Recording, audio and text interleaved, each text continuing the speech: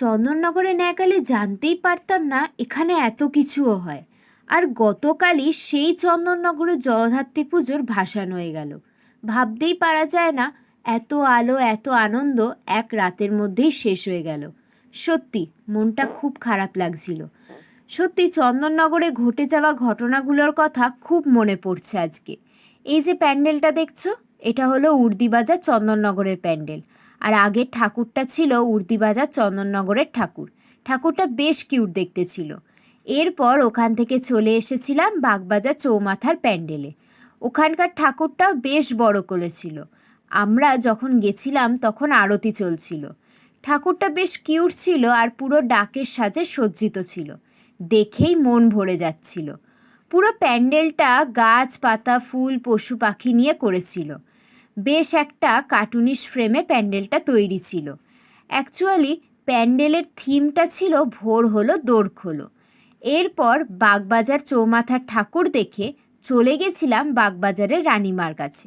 রানীমার কথা তো অনেক শুনেছি, আর চাক্ষুষ দেখলাম কি অপূর্ব রূপ মায়ের। এরপর ওখান থেকে তালাপুকুর ঘাটের সাইডে দুটো ঠাকুর হয়, একটা বাইরের দিকে আর একটা ভেতরের দিকে, যেটা চন্দননগরে বড়মার পিছনের দিকটায় পুজো হয়। এরপর ওখান থেকে চলে গেলাম বড় বাজারে। ওখানে পুরো প্যান্ডেলটা বেশ ভালো করেছিল। ওপরে হাতি ঘোড়া নিয়ে একটা থিমের ওপর করেছিল, আবার একটা সুন্দর চশমার ফ্রেমও বানিয়েছিল। আমার ওটা বেশ লেগেছিল। একদিন ঠাকুরটাও বেশ কিউট দেখতে ছিল আর বড়ও ছিল।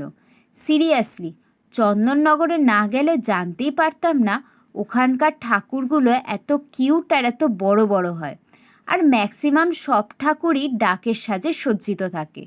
এরপর ওখান থেকে চলে গেছিলাম নোনাটলাতে। নোনাটলার প্যান্ডেলটা বেশ ভালো করেছিল।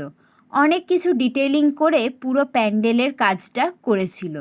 প্যান্ডেলের থিমটা মোস্ট প্রবাবলি মুখোশের ওপর ছিল, কারণ ওখানে অনেক ফেসের স্ট্রাকচারের প্রপস লাগানো ছিল।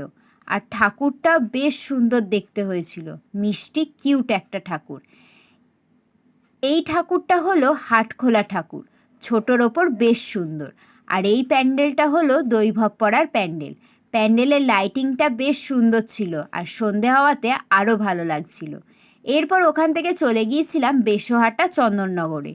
এই প্যান্ডেলটা প্রতিবারই কোনো সুন্দর একটা থিমের ওপর কাজ করে।